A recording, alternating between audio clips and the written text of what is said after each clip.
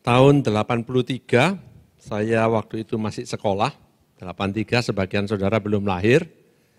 Saya sekolah di Amerika di sebuah kota kecil namanya Stillwater. Dari namanya sudah ketahuan kalau kotanya itu tenang dan kecil. Penduduknya sekitar 45.000 kalau itu lagi musim sekolah.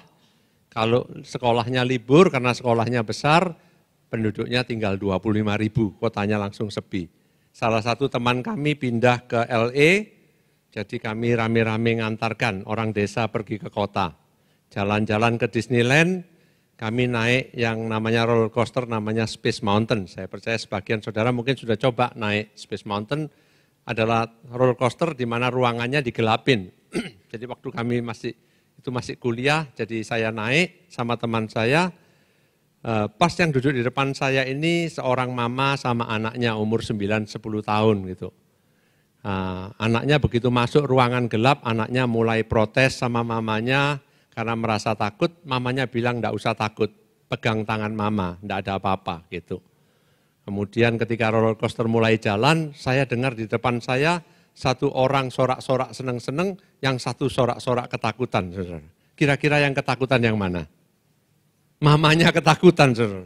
Awalnya dia pikir semuanya oke-oke, tapi begitu jalan, mamanya teriak-teriak ketakutan, anaknya hore-hore aja, saudara.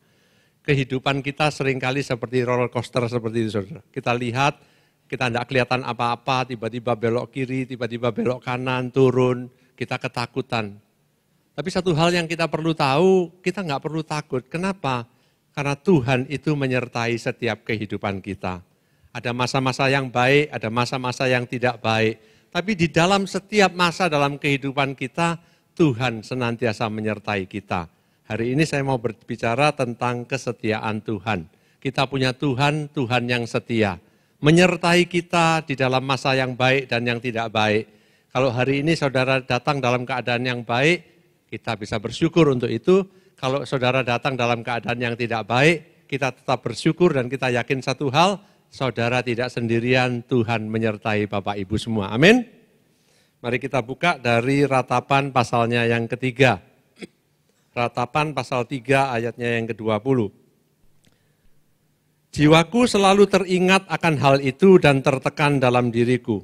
Tetapi hal-hal inilah yang kuperhatikan. Oleh sebab itu aku akan berharap. Tak berkesudahan kasih setia Tuhan, tak habis-habisnya rahmat-Nya. Selalu baru setiap pagi, besar kesetiaanmu. Tuhan adalah bagianku, kata jiwaku. Oleh sebab itu aku berharap kepadanya. Tuhan adalah baik bagi orang yang berharap kepadanya. Bagi jiwa yang mencari Dia, adalah baik menanti dengan diam pertolongan Tuhan. Kitab Ratapan ini ditulis oleh Nabi Yeremia untuk bangsa Israel yang pada waktu itu sedang jatuh. Yerusalem hancur, dan isinya namanya juga udah kitab Ratapan, isinya ratapannya Nabi Yeremia kepada Tuhan. Tapi di pasal yang ketiga ini ada secercah harapan ketika dia memperhatikan bahwa kasih setia Tuhan itu tidak pernah berkesudahan. Rahmat-Nya itu selalu baru setiap hari. Jadi di dalam masa-masa yang berat di dalam kehidupan kita, kita perlu sadar satu hal bahwa Tuhan itu menyertai kita. Kemurahannya itu tidak pernah meninggalkan kita. Meskipun kita rasa berat, meskipun kita rasa sendirian, Tuhan itu senantiasa menyertai kehidupan kita. Kalau kita berbicara tentang kesetiaan, kesetiaan itu adalah menepati janji.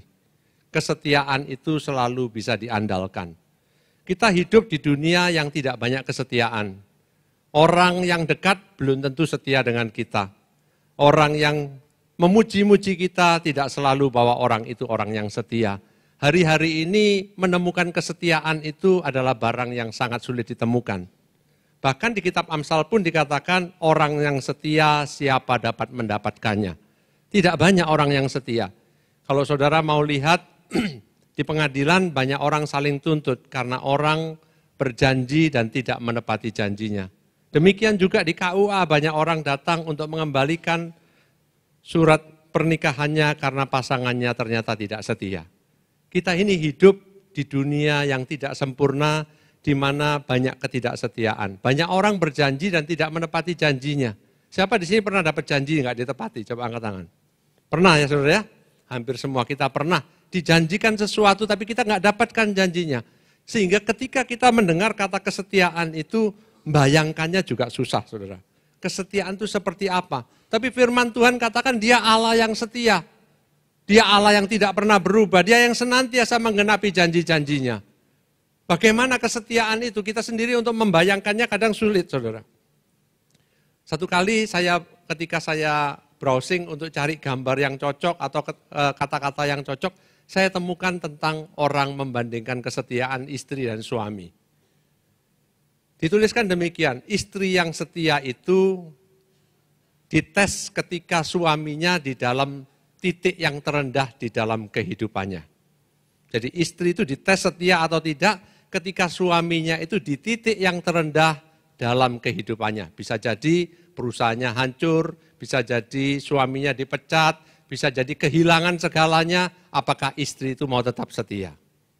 Dikatakan suami itu dites kesetiaannya ketika dia di titik yang tertinggi di dalam kehidupannya. Suami itu ketika dia sudah kaya, pekerjaannya mapan, depositonya banyak, dia sudah mulai tenar, waktu itu dia dites, dia setia atau tidak. Karena banyak suami ketika di titik yang tertinggi, berubah jadi tidak setia, saudara. Noleh sama suamimu, kasih tahu kamu orang yang setia, kasih tahu. Kalau saudara belum bersuami, tidak usah cari, tidak usah noleh dulu, tidak apa-apa.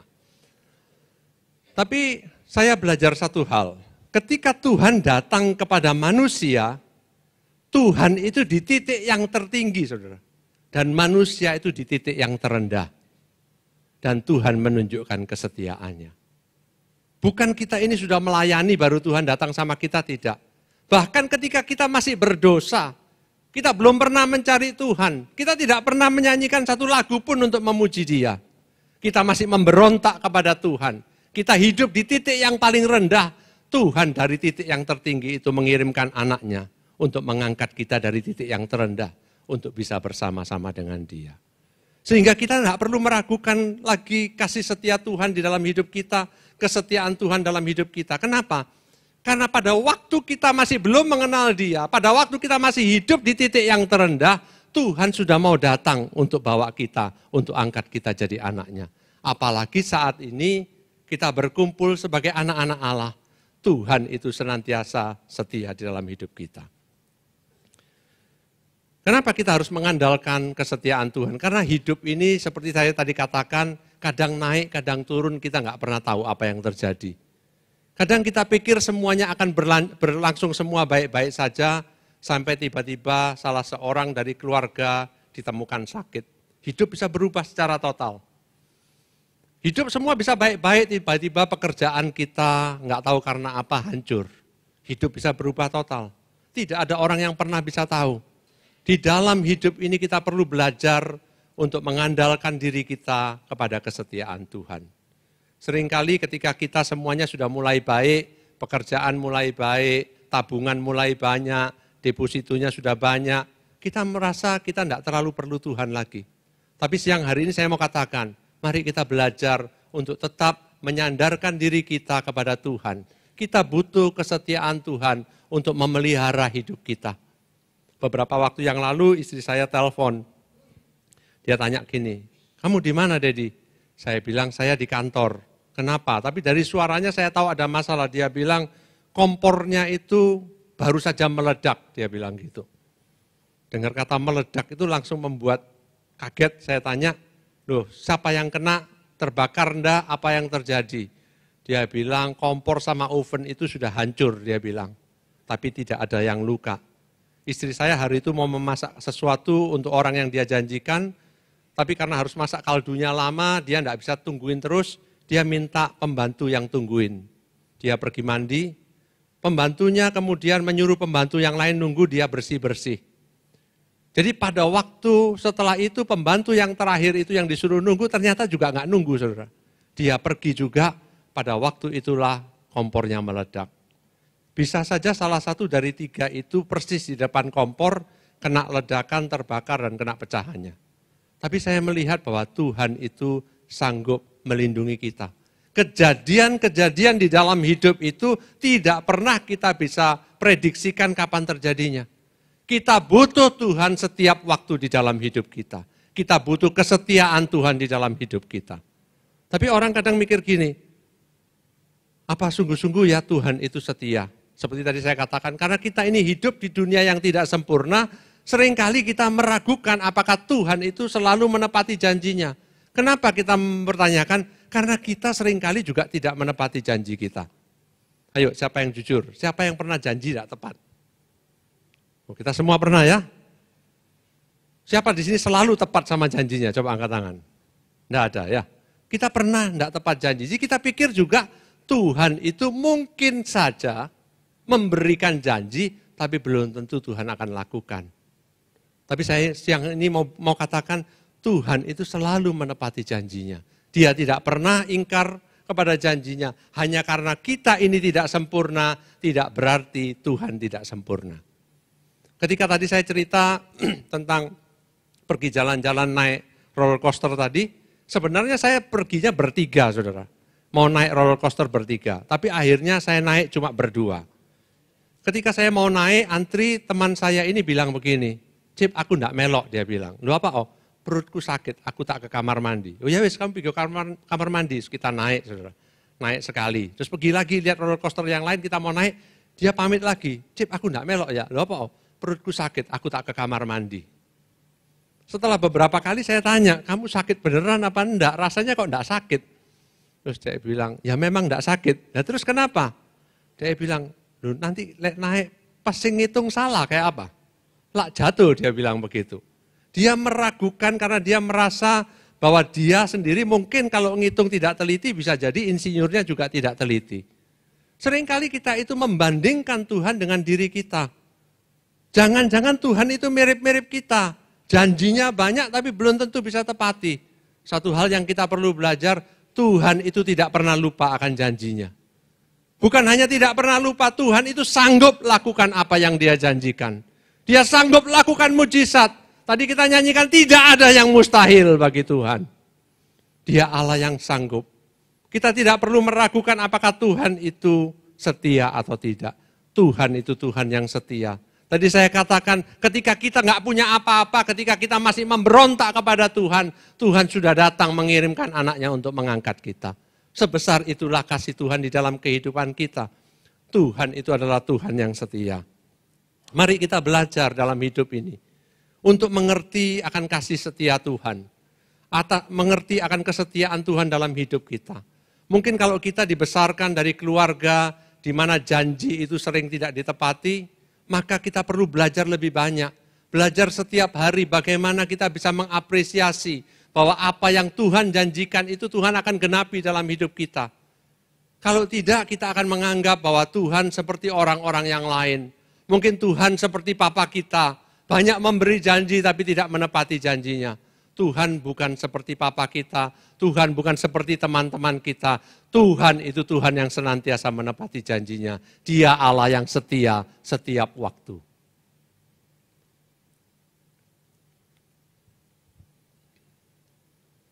Bagaimana kalau kita yang tidak setia?